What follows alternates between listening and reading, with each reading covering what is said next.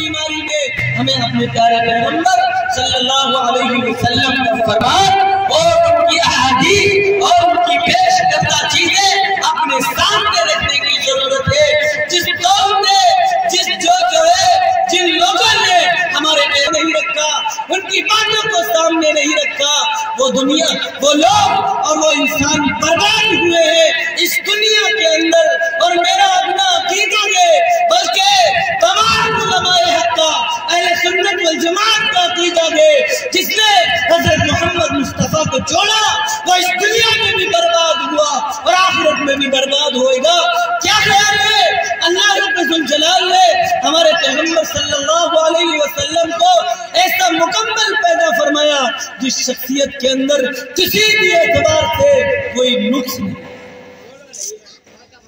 اور دنیا کے اندر کوئی بھی انسان آیا ہو ہمارے پیغمبر صلی اللہ علیہ وسلم کے بعد تو آپ کو اس انسان کے اندر کچھ نہ کچھ خامیاں ملیں گی،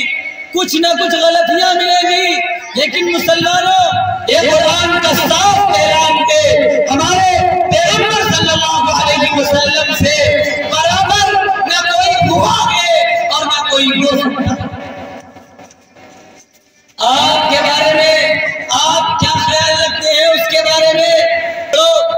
یہ نہیں فرمایا کہ میں بھی پڑھتا ہوں، آپ روزہ رکھو، یہ نہیں فرمایا کہ میں بھی رکھتا ہوں، یہ فرمایا کہ حج کرو، لیکن یہ نہیں فرمایا کہ میں بھی کرتے ہوں۔ اللہ نے فرمایا تم بھی ہمارے نبی پر